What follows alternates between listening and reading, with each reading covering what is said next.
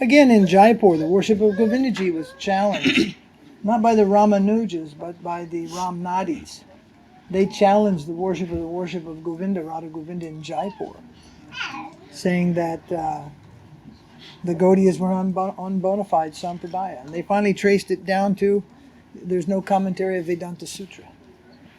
And then Govinda Bhaśya was written. Bhaktivinoda Vaiṣṇava.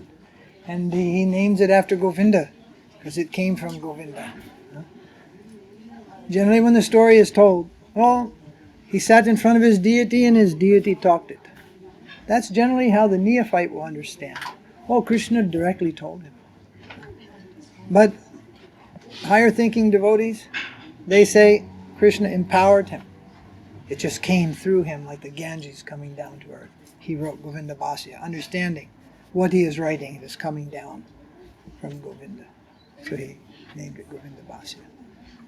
Prabhupada used to hear his own books. I mean, that is like... He would read his own books. Now, materially, people don't even go watch their own movies. Movie stars, they don't hear their own music, sit around and groove on their own music. They count the money they make from it, but they don't listen to their own music. Barbers don't cut their own hair, Well, so what type of a man will read his own books? A man who writes transcendental literature, who knows that these things are coming down through him. He will marvel over his own. They say that when Sukadeva spoke the Bhagavatam, Vyas and Narada went there to see what the Bhagavatam was all about, to see what this whole thing produced in Sukadeva and what Sukadeva is going to say. There's a verse, Ham veti Vyaso veti Suko veti naveti va. Ham veti Suko veti Vyaso veti naveti va. Lord Shiva says, I know what is the Bhagavatam. Sukadeva knows the Bhagavatam, but Vyasadeva, the author, he may or may not know what the Bhagavatam is about, because it passed through him. Once Srila Bhaktisiddhanta was speaking, and he just, eye contact to his devotees, write this down. So he was talking, and they had paper where they were futzing around, and nobody had a pen or a pencil. So the whole thing went down. And then in the end, Srila Bhaktisiddhanta said, what was passing through me, I had never known before, I had never experienced before. Did you write it down? No, Guru Maharaj, we didn't have a pencil. And he said, Gobar Ganesh. He called Gobar Ganesh. Gobar Ganesh, when you do yogi, you make a little pile of cow dung, and that's Ganesh. He's the original writer, but he doesn't do much. So he called that disciple Gobar Ganesh.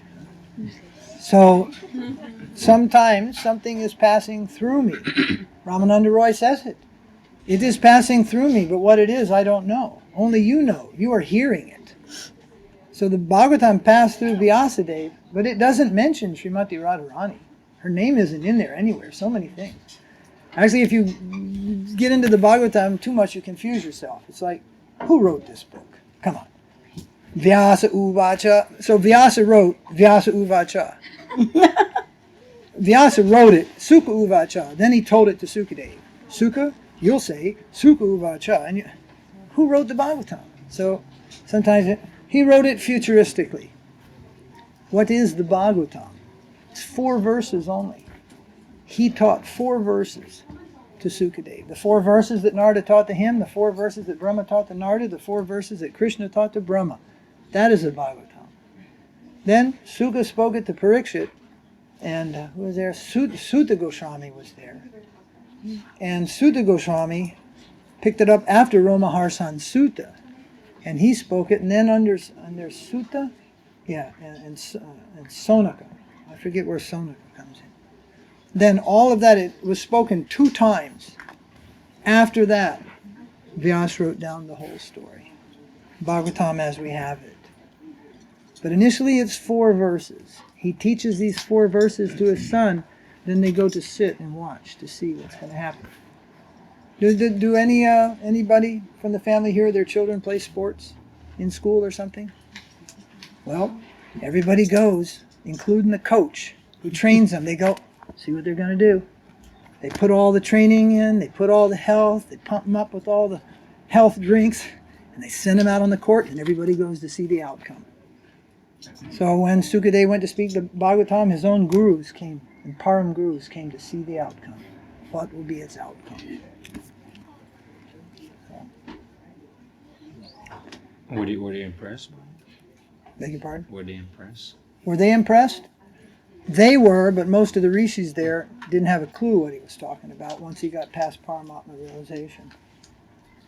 They were just stunned by the experience. And when it was over, they kept to their ways of meditation and so many things. And that's why the higher things are not disclosed in Bhagavatam, only the way is printed. In Bhagavatam it says that Krishna left the rasa dance, and that disturbed the whole thing. But if you read in Chaitanya Charitamrita, Ramananda Roy tells Mahaprabhu that actually Radharani left the rasa dance, and then Krishna left to search for Radharani. That is not mentioned there in the black and white. That is only understood that all are present, and it is guaranteed all are present at Rasa Leela. Then Krishna is slave to Rasa Leela. He cannot leave. There's no question how he can leave. Radharani is present. He leaves the Rasa Leela. Why? How he can leave. He cannot leave. How he leaves. She has left first. When Mahaprabhu heard this, he was very happy. Prabhupada wrote a book, an essay. I published it. Unfortunately, we weren't able to bring any copies because we sold out. It's called In Search of the Ultimate Goal of Life. It's an essay he wrote in 1959. And he explains this whole thing, how Radharani left the Rasa Leela, how Krishna left to search for her. In hearing this, the pure devotees, their hearts are filled with joy. How Krishna cannot leave Radharani, how he is in search of Radharani. In the first early Back to Godhead magazines, you know that book that the archives did, big, beautiful book? It's the first or second page, there's an article, and at a point, Srila Prabhupada refers to Radharani as the supreme personality of Godheadus. He makes a word, means not Godhead as in a masculine, but as in the feminine. The supreme personality of God mistresses or something. I forget exactly how it is. So, but that's not there directly because the audience is not fit for that. So the Bhagavatam comes to its culmination, and then the secrecy of the Bhagavatam enters. And it's all very, very secret. And scholars and so many people will pore over those little characteristics forever. And they'd have no entrance there. But if we come in the line, Guru Parampara, the proper line, then we may have some entrance into the mystery of the Bhagavatam, the mystery of the Parampara. And there is mystery.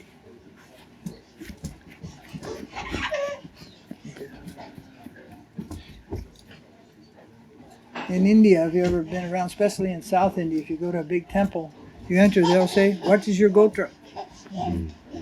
What is your gotra?"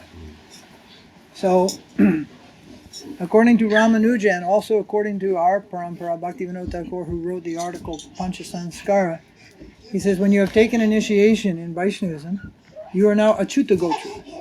Gotra means your family, your lineage.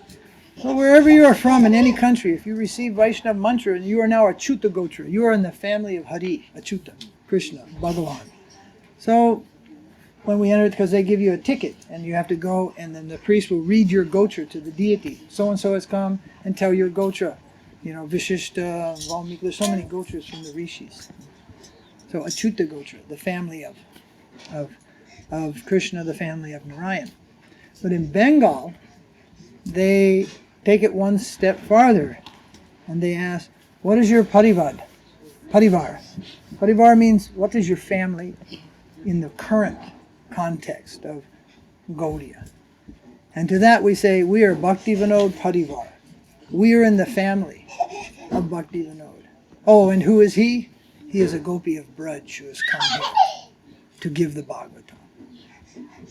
So that is our Parivar. Bhaktivinoda Parivar, family of Bhaktivinoda. Can you explain one more thing? Elaborate more on, you were talking about paramahaṁsa sahajiyā? That's just an expression. Yeah. Means if somebody is just crying and imitating gopis, you go, sahajiyā. What if he's Naistika Brahmachari and chants 120 rounds a day and knows Bhaktivinoda Thakura's books frontwards and backwards and all the Goswami literature frontwards and backwards? How you understand he's sahajiyā or not? So that's my question. Like ourselves, we don't compare to this person in austerity and self-control and all those things. So we have no capacity. But a person of a higher capacity, he may tell. Just like your children, they can't understand what's good and what's bad. But a person with the experience, well, my the question capacity, was, he will if know. if we are lower than this person, how can we not be sahajiyā ourselves? Beg your pardon? If we're lower in lineage and learning and everything, Well, one how may can have we a- be not how can he be a sahajiyā and we are not sahajiyās? Oh, that's very easy. If you're a bona fide disciple, you're not a sahajiyā, you're in the proper line. You may be only in the elementary standard, you see, but you're in the right, say materially, you have an institution. You're in the line of that institution. You're the beginning, most dull-headed student of the most bona fide professor in the school, you see. The other school doesn't carry a government certificate. It's a what do we call a quack institution. You know. Then You have no line. you have no line, No bona fide. no proper conception. There is deviation, maybe deviation of another type. There's an example. There's a disciple of Gopal Bhatta Goswami. His name is Hit Harivaṁśā. Gopal Bhatta Goswami's uncle, Prabodhananda Saraswati. Prabodhananda. Prabodhananda. Yes, he was his uncle and guru of Gopal Bhatta Goswami. He's from Srirangam, South India. Gopal Bhatta Goswami, his guru, Prabodhananda Saraswati, was a very rasic type of devotee. And he was very absorbed always in Krishna Lila and such things. Gopal Bhatta Goswami, his immediate disciple, was not like that. He was very reserved about all higher subject matters. Gopal Bhatta Goswami's disciple, Hit Harivaṁśā, he crossed the line of his guru. And he also became very much given to rasa-vicāra. Rasa-vicāra means always discussing Leela. At any point, it simply comes to Leela. At any point, it comes to Leela. At anything, it comes to Leela, and Leela, it comes to Leela. Rasa-vicāra. This line of Hit Harivaṁśā, then they established themselves as their point of reference. They are our Param Guru, Prabodhananda Saraswati. He is always in that mood. But they were not in the mood of their guru. From then till now, they have their line, they have their carrying on. But in our line, in our Bhaktivinoda Thakura, Saraswati Thakura, our Prabhupada's godbrothers, that line of Hit Harivaṁśā is a deviation.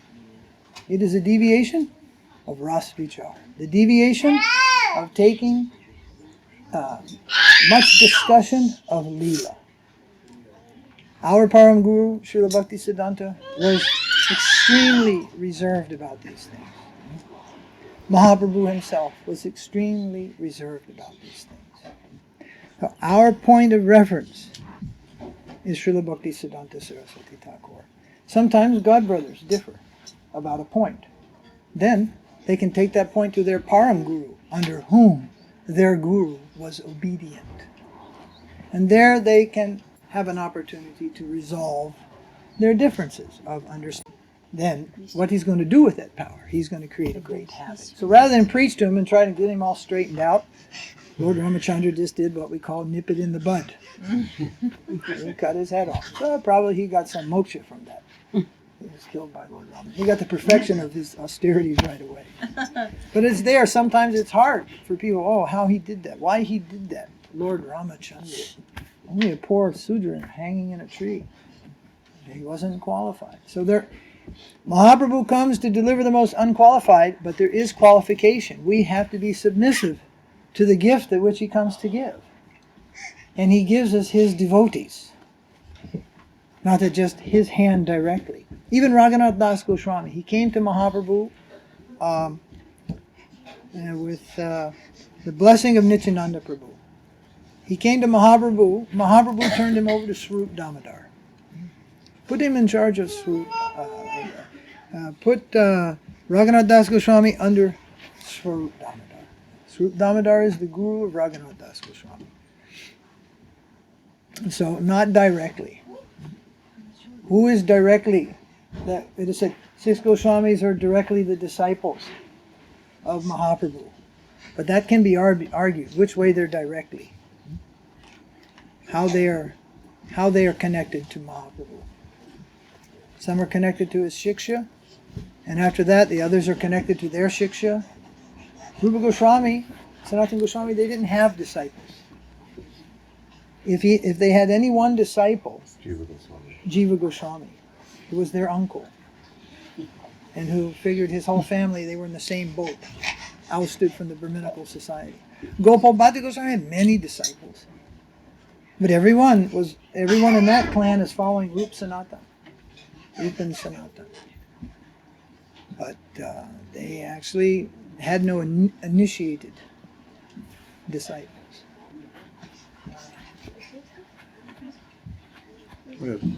So we don't say we're better, but we will not be unchaste to our guru and to the line and say that this imitation, this shortcut method, it is comparable to the line of my guru in the proper parampara. We won't give them that benefit of the doubt. So in that way, we may have to say something assertive to our line. But we don't think ourselves better than those other fellows. And if we were ever to meet some of them, Prabhupada met, there's pictures of him with Lalit Prasad. They're sitting together. Many of the pictures that are around of Bhaktivinoda Thakura, they come from Lalit Prasad's collection. I think Yaduvar Prabhu was involved there at a time. Going there, they were doing some things. Prabhupada is with Lalit Prasad, these pictures. There's laughing. There's very nice. He called Lalit Prasad Uncle Prabhupada because he's the brother of Srila Bhaktisiddhanta. But then all of a sudden you'll see that the relation is cut just like cutting a rope. It's cut. He is envious of my Guru Maharaj. We cannot mix there. And it was left aside. But he was very, very, very, very learned person. Many things. Paramahaṁsa. We say Paramahaṁsa Sadhu. But it was not a true paramahaṁsa. It was just like comparative. No, that's only a figure of speech. That means not easy. We would not. How would we know? How could we ascertain? We wouldn't be able to know. Prabhupada didn't say much more than that. That was just a part of that. But that was known quite well in the Saraswat family.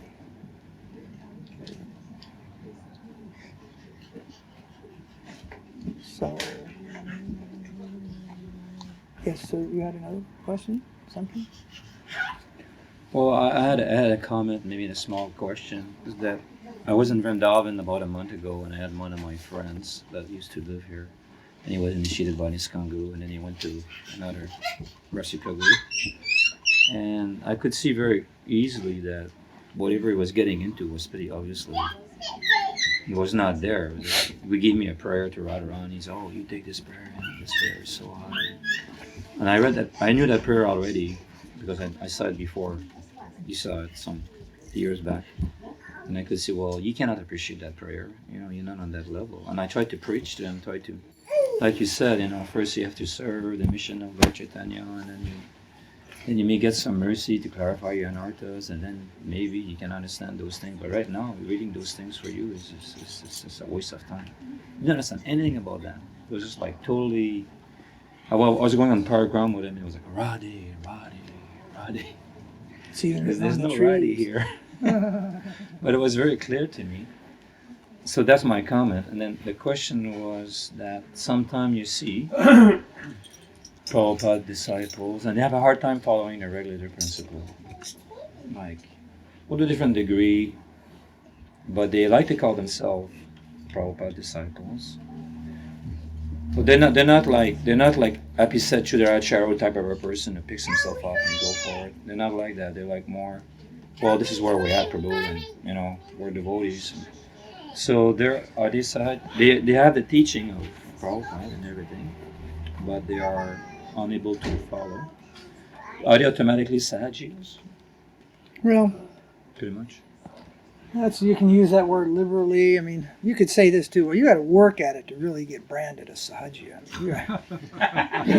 We're not even going to give you that gift so easy. You got to go down and stay down and really earn yourself that title.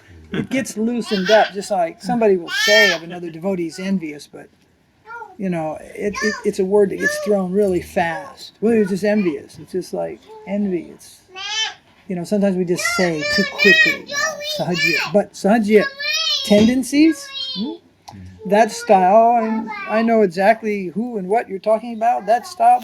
I have a film I made on Kumbh Mela recently.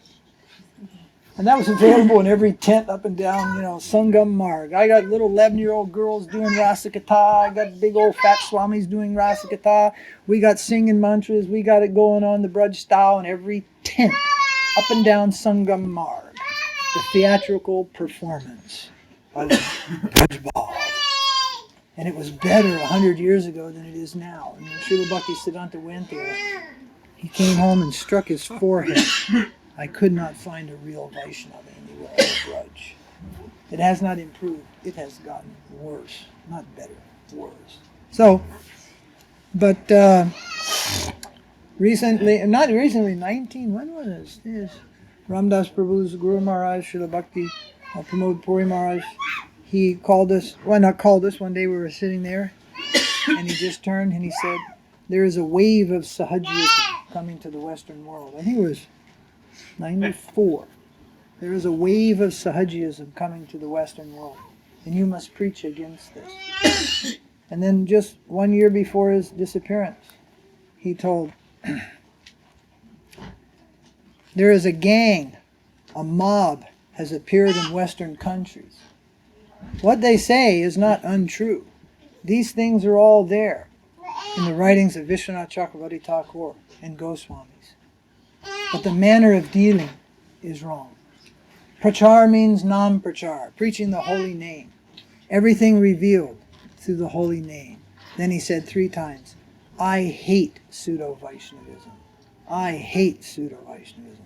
I hate pseudo-Vaishnavism. 3 times. To his disciples, he told them. So,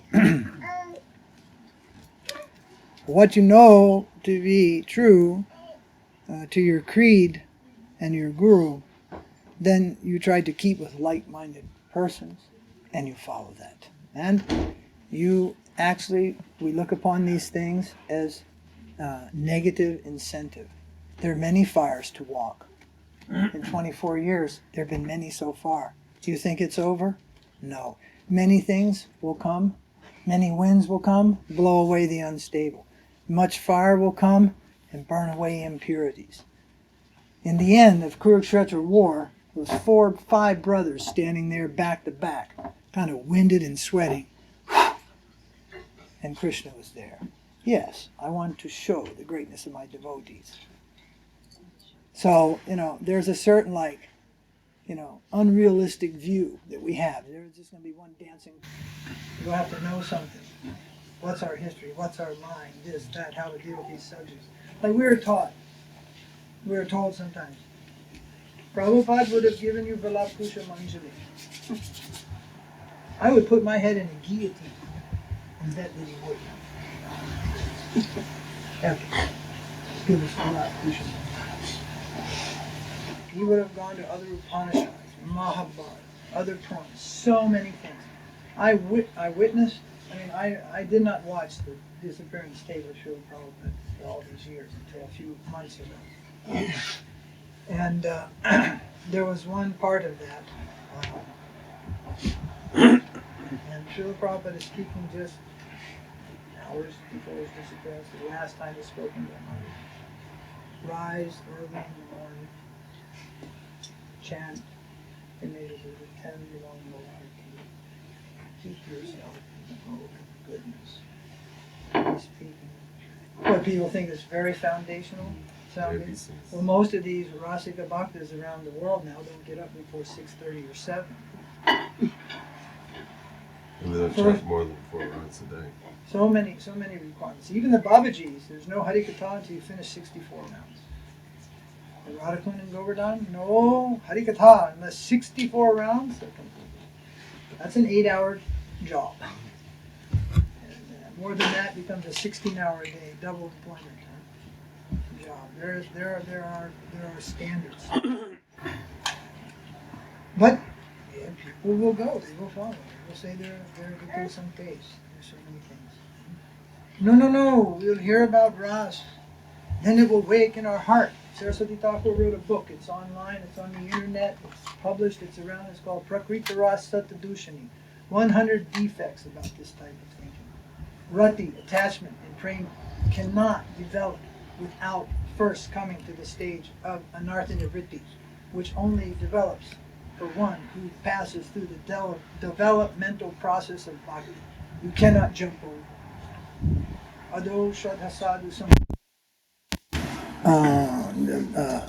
first Ado Shraddha, first faith, then Sadhu Sangha, then Bhajana Kriya, then Anartha Nivritti, then Nishta, fixed up, then Ruchi, then Ashakti, attachment. And it's like no attachment we've experienced yet. It is far superior than anything we know as attachment. If we delve strongly into this, you will think, oh my God, how can I make it?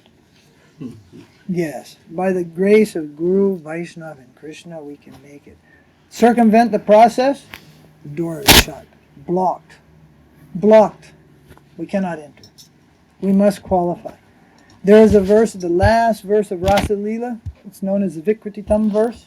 It says that even a lusty man who is consumed by lust, sexual lust, if he hears this Rasa Lila, he'll become purified. Yet, no acharya yet has ever established a method of Siddhanta based on this. And everyone who purports the verse says Nishta is required. Anartha Nivritti is required. So that is a type of a benediction that is offered to give hope to even the lusty. And it also means that Krishna's pastimes are not influenced by our lust. His pastimes remain transcendental in that realm. But no acharya has said, yes, so just let it rip and talk about all the sweet love of Radha and Krishna, and that lust will go from your heart. It won't go from your heart. Something else will happen. Generally, they'll say, well, because if you read in Prabhupada's books, he draws the bottom line, they have illicit sex. They'll say, we're not doing that. I say, give it a little time. It's coming. Just give it a little time. And it will just be down. It's already down. So we just came back, some of our devotees from South America. It's horrific what goes on down there in places. The excuses. Manjaris and gopis, that is the puja and everything. And there's like one day 2 of the regular principles, next day 2 more. Never all 4 in the same day even. No rising early, no sacrifice, no surrender, no service, do your own thing. Anyone can say. Srila Bhaktisiddhanta, he gave many smashing remarks to this community, but they never quote him. Never. 1 or 2 times, little quote, never quote him. He writes in his Chaitanya Charitamrita, there are those that call themselves Rasika, Rasiko Chudamunis, and they have this whole, and he just fluffs it out, what they say about themselves. And then of the bona fide devotees, they say, oh, they're tattva something or others, he calls it. They are expert in philosophy and expert in tattva. Tattva bodies. And then he said, these so-called Rasikos, they will never taste even a drop of ras in a million lifetimes. There is a standard, and that is obedience to our Guru in the proper line. And this rasa-vicāra, you'll not find it anywhere in Gaudiya Math, anywhere. Nowhere existing. Nowhere. Not in any one Math. Madhava Maharaja's Math, Śrīla Maharaja's Math, Puri Goswami Maharaja's Math, Keshav Maharaja's Math. You'll not find this anywhere. The standard of Srila Bhaktisiddhanta is exactly how Prabhupada came to the West and gave it, save and except some adjustments in the course of this world. Oh, Jagannath had to go on the top. There was nowhere else to put him. He came. What are you supposed to do? Throw him outdoors? Sorry, no room. Take a hike. Hey, put him where we could put him. Then some hope to improve in the future. Men and women living in the same ashram, Prabhupada performing marriage ceremony. He wore a blue Wrangler shirt one year in Rath Yatra with button-down pockets and snap-up, things. He wore synthetic dhotis, so many things. This is not deviation. This is just dealing with the time, place, and circumstances.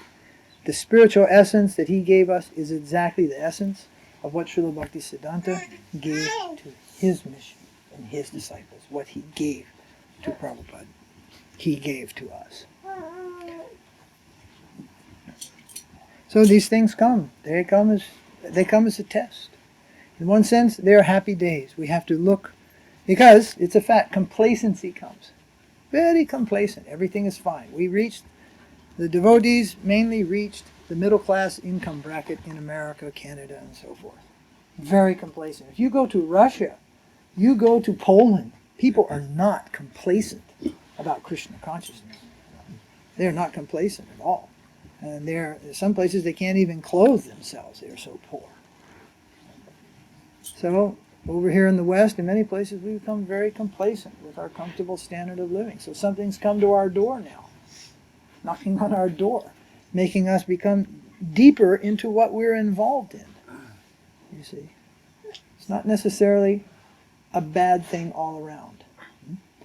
If someone's guru, but then somebody says, well, whatever, Prabhu, follow your guru. I'm following my guru. My disciples are following me. God bless.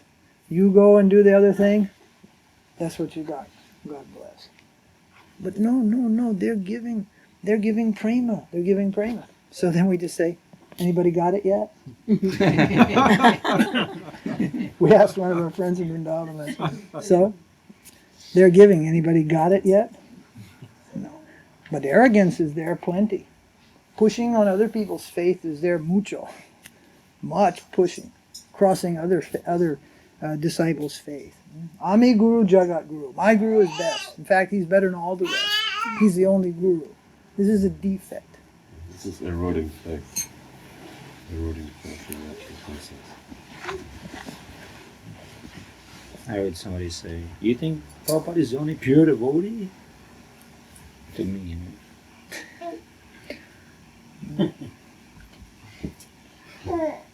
Well, personally, I don't think Prabhupada is the only pure devotee, and there are millions of pure devotees in the spiritual world. And if you said, yes, I do, he himself would argue with you. You see, I won't say I'm a pure devotee, but I'm a servant of a pure devotee. And I hope he has some mercy for me. After 35 years of service, and being as merciful as everybody says he is, then I hope there's a drop of mercy. I'm not interested in the other. I'm interested only if he has some mercy for me. So then my disciples, they'll see, oh, Prabhupada had much mercy for Guru Maharaj. They want to catch a drop of that mercy also. We don't need a gallon. We're only looking for a drop. When our godbrother, one godbrother, he wrote complaining that only one of our godbrothers was pure devotee. Prabhupada wrote back and said, why do you say that? It's a long letter. Why do you say only he is pure devotee? All my disciples are pure devotees. Pure devotee is a fundamental qualification. What is advanced is prema. That is advancement. And rasa comes after prema. Pure devotion should be achieved, Rupa Goswami says, within your first 3 or 4 days in the ashram. Well, that means you get in the line. You stop your mental concoction. Stop this I, want. Just get in the line. Follow what you're doing. That is the beginning of pure devotion. What are you practicing? Karma devotion? No, pure devotion. What do you call a person who works in a coal mine? A coal miner. What do you call a person whose process is pure devotion? A pure devotee. And try to judge a person's love for Krishna is very difficult. Just try to see your own. Recently, one devotee, our god sister Jagadatri in Hawaii, she asked the Rasics, How do you know if you have devotion? Real devotion. How do you know when your devotion is bhakti? So, they said, when you can take the betel nut from Radharani's mouth and put it into Krishna's mouth, then you'll know you have real devotion. So to that I say, if that happens, you're either dead or dreaming. It's probably the latter. You're just dreaming. And that is no sign of devotion whatsoever. The sign of devotion is shown to us by Mahaprabhu. The more you have of it, the least you feel you have it, but you can't give it up. You see?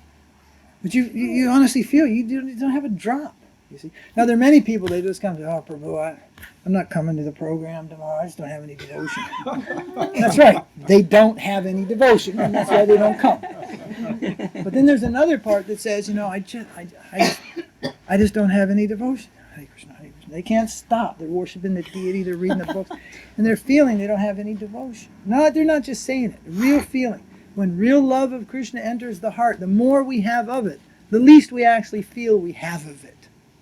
The higher we are, the lower we think we've gone down, to the point it's almost maddening. Almost maddening. We feel we're just unfit of the unfit. Well, once one of our godbrothers, he's very fallen, and he came to see Prabhupada's godbrother, Śrīla Maharaja. And he told him, no, Maharaj, I'm very fallen. And Maharaj told, that's good. No, Maharaj, I mean, I'm like really fallen. He said, that is good. And Srila Maharaj told, I am also very fallen. No, but what I mean to say is, you say you're fallen, but you're not. But I'm really fallen. And Sridhara Maharaj told him, it doesn't matter how you got there, so long as that's how you feel. Oh. So it may be. There are many people, they are not fallen. They have not fallen. In their life they have not slipped. They came from such a Paka family, they never drank water outside the family well. They worship Shaligram every day. They do Nirjal every Ekadasi. I can introduce you in South India to 1,000 such gentlemen and ladies. And they are as arrogant and as puffed up as imaginable. They are fallen. What is fallen?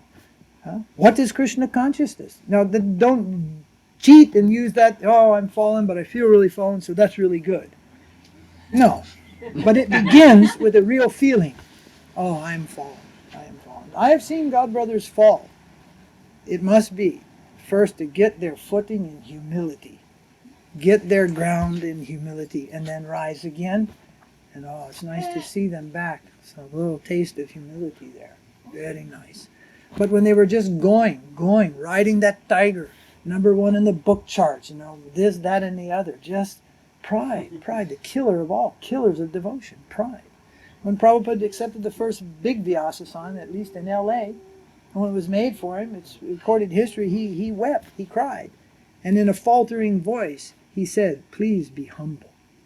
He requested his devotees. He could see, a lot of things are coming in the future.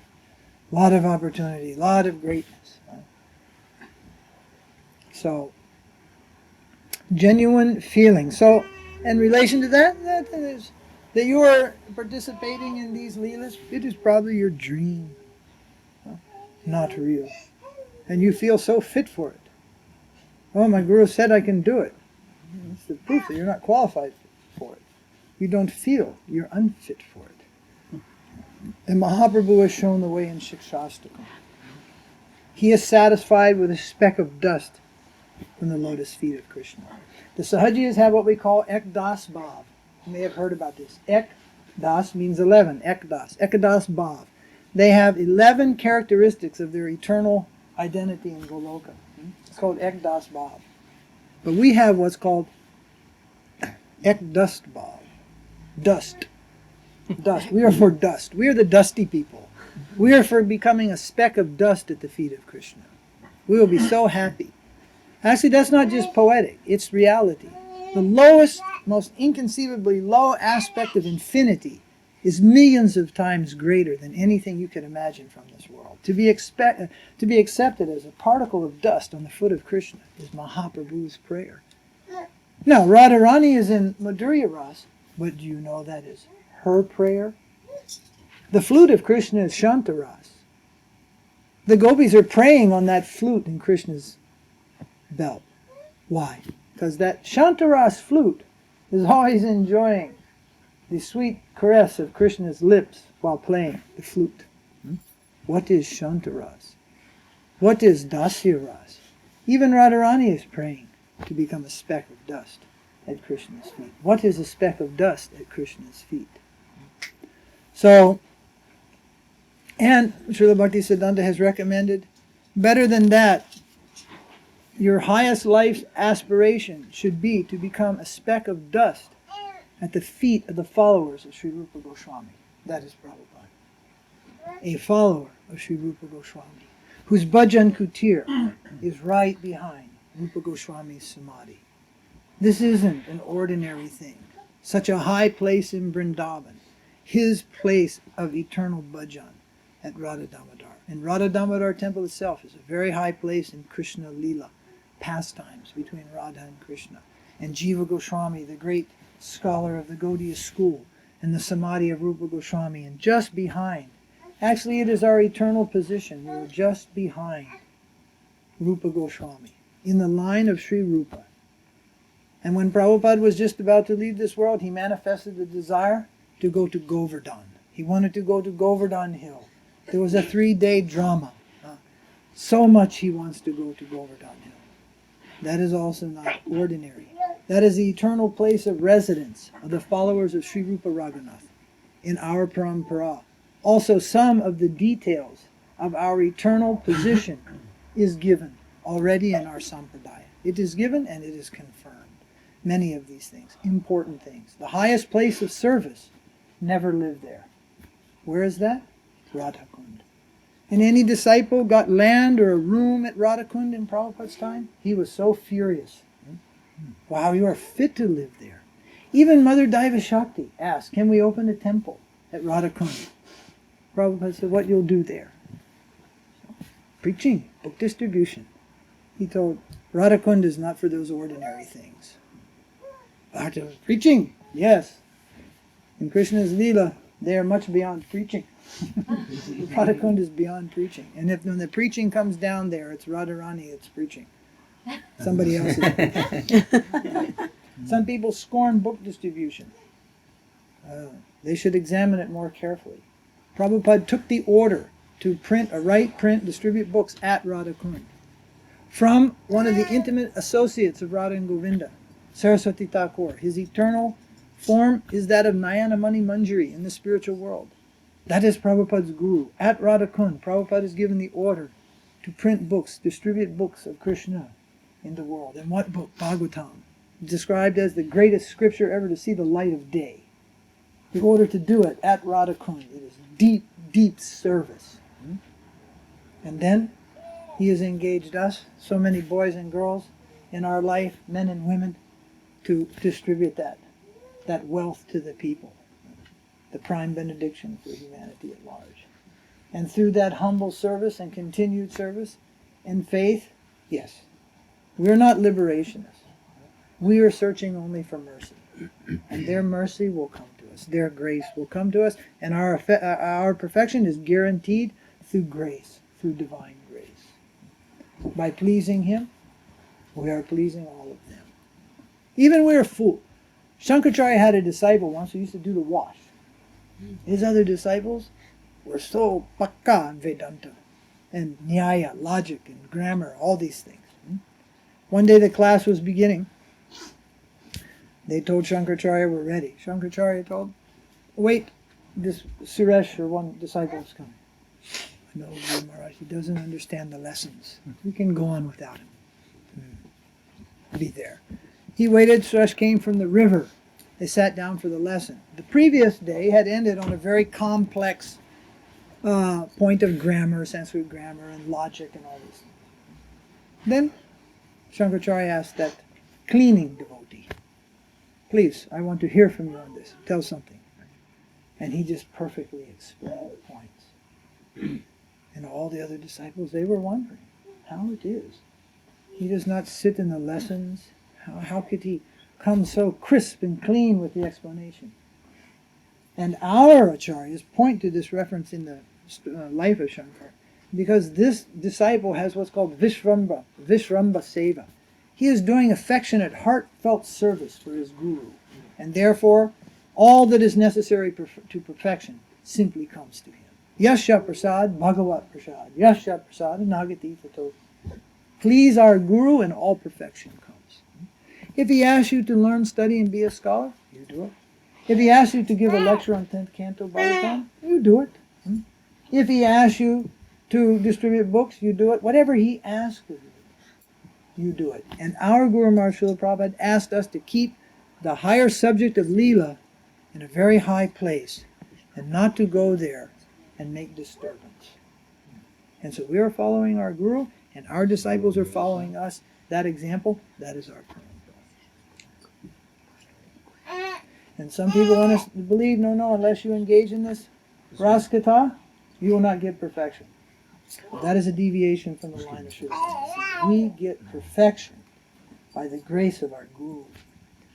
Nothing less, nothing more. So we follow our Guru, and we say to them, you follow your Guru. God bless. Good luck.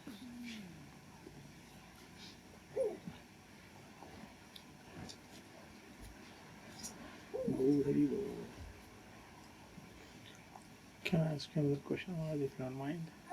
Sorry. Why was there a change in the deity service procedure recently within the last 3-4 years within ISKCON? Deity procedure? Deity service procedure. Is it going up or down?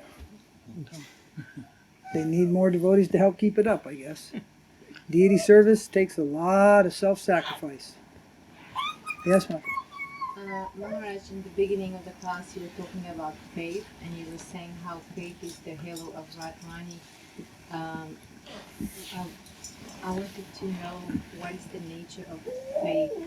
Like, we understand that faith means clearing our doubts and so that we can progress in Krishna consciousness. And then you mentioned faith is the halo of Radharani. It seems something beyond. Well, that's a poetic.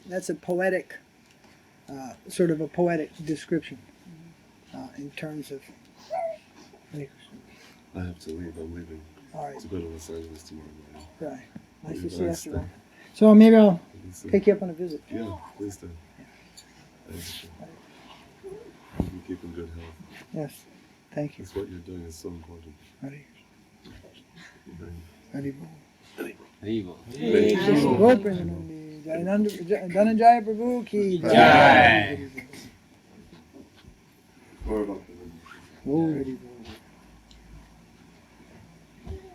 If you find that Bhagavad Gita describes faith in the mode of ignorance, passion, and goodness, then what is it? Sudha Sattva, then faith in the mode of purified goodness, means faith in Bhagavan.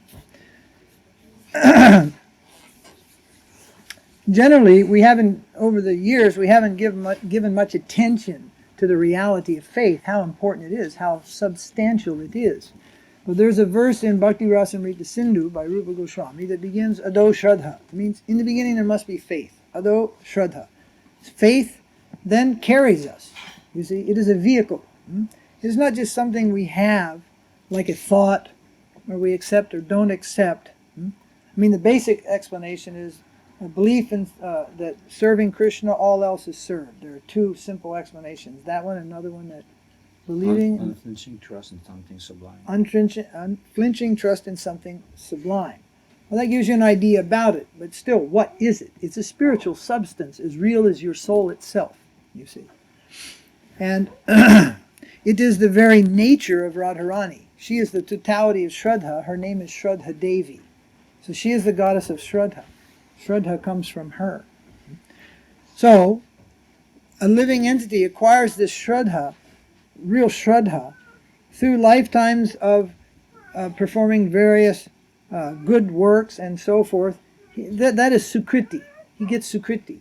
This Sukriti, it is good fortune, brings him in touch with a Vaishnava. an agent of Krishna of the higher type. That may have been in a previous life, or it may be in this life. Some people didn't develop faith until they came to the devotees. Some people had some faith in them, and that brought them to the devotees. But faith cannot be acquired without a connection to the higher agents of Krishna, be it in this life or a previous life. Then that faith is a vehicle. It's a living thing. It takes us to the company of the devotees, sadhu sangha. Next thing Rupa Goswami says, Ado Shraddha, sadhu sangha. Then in that sadhu sangha, there's what's called Shravan Das. Shravan Das means hearing. What do they say? What instruction do they give? We hear in the company of the sadhus. And then what comes is called Prapandas. Yes, I will do that. We accept that. Faith pulls us in their company. We hear, and then, yes, I will do that. Faith tells us, do it. It is good. Do it. And we accept that. That's called Bhajana Kriya. In Bhajana Kriya is a big journey. Bhajana Kriya is a big journey. We learn to worship the Supreme Lord under the guidance of His devotees. And in that process comes Diksha, initiation. Initiation is offered in the stage of Bhajana Kriya. So, then our faith tells us to fully accept a master under whom we will be guided. Accepting the master and progressing under his guidance, then anartha nivritti, the cleaning house, the spring cleaning begins. Cleaning the heart of anarthas. Anarthas means disturbances, unwanted things, obstacles on the path. Obstacles of many types. Desires, so many things. Previous aparads are seated in the heart in the form of anartha. These things are cleansed. A big journey is there in anartha nivritti. When the anarthas are cleared away to an extreme degree, then faith takes a full stand, a mighty stand. It is called nishta. Nishta means there's no turning back. We are not then troubled by doubts and so many things. One who has nishta, who is fixed up, very fixed in Krishna consciousness. Quickly, after nishta is established, ruchi begins. And it is generally said, we are only safe when reaching the stage of ruchi. Ruchi means a taste. Now, if we thought we were a guru's dog before, now we know really we're guru's dog because we can smell it. And we've got the scent of it, the taste of it, sweet taste of it. It is said that if you go to look for guru on your own, you will most likely accept someone who gives you a rasgula. You say you can capture a baby with a rasgula. Oh, they'll come. Well, keep giving the rasgula, you can capture like that. So we have to allow ourselves and come to the stage where we are captured by the sweet taste of Krishna Nam, the sweetness of Krishna. Then we are drawn by the sweetness. At that time it is said we are safe, actually. Having crossed anartha nivritti, becoming fixed up and having a taste, the days of trouble are behind. They're gone, actually. Then only the most wonderful things lie in front of us. 3 stages. Intense attachment, that's where the madness begins. Bhava, again completely bewildered. Love enters the heart. Bewilderment. People are bewildered by love. Have you ever seen a daughter, a son, a friend fall in love? They become completely bewildered.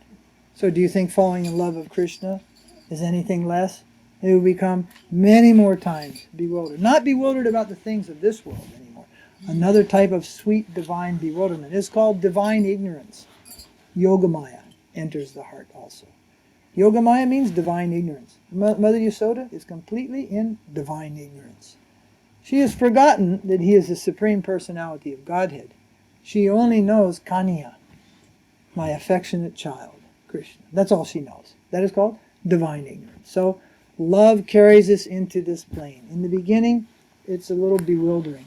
Bhava. We don't know even what it is. And then, mature stage of bhava is prema, full-fledged love of Krishna. And rasa comes after that. Rasa means participation in the Lord's pastimes. And that we are drawn into completely natural, without any exertion of our own. Again, first deserve, then desire. What I have to do to qualify. Obedience to my guru. Following his order. That is what I have to do. And he has given me so many books. He has given this process. I must stick to this. He has given me the holy name. He has given me my mantras for chanting, my Lord to worship, all these things. I must dutifully do these things. And I do them with no demand. No demand. But then you watch. Be honest with yourself and watch the demand. Then you'll say, where's the bliss? Oh, you want bliss. You still have some demand. Really, are you prepared to accept the life of slavery to the Supreme Lord? You are his slave. He may make you broken-hearted by never being present before you for eternity. Are you prepared for that if it is for his pleasure? Mahaprabhu was. I am prepared to stand broken-hearted for eternity if it is your wish and you may not be present before me. Now the secret is, come to that platform of cooperation and surrender, and he is there immediately. And we never allow you to stand there broken-hearted forever. But we have some demand from him. No, I want bliss. Oh, greedy man, you still want to take from me. Even bliss you want to take from me. So there's a constant process of purifying and becoming selfless. It is said, Gopi Bharato Kamalayor Das Das Das Anudas. You must be the servant of gopis and the servant of the gopis. But gopis are at the head. Oh yes, we must follow gopis. What is that? That is a life of selfless sacrifice for the pleasure of the Supreme. That is not wearing sari. That is not putting bindi. It is not any of those things.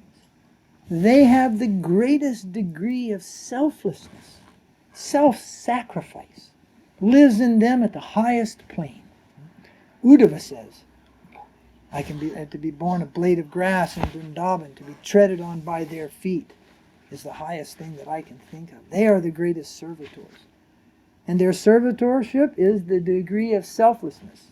They're prepared to go to hell for Krishna. Krishna has a headache. At Dwarka, oh my God, what can we do? Give your foot dust for Krishna. But no, Prabhu, it cannot. Nobody in Dwarka. Millions of queens, so many are there. No, Prabhu, you cannot. How we can give our foot dust for Krishna? Oh, it is not possible. It goes to hell for that. We cannot do it. They could not do it. They could not, in their mind, they love Krishna, but they could not conceive. My foot dust.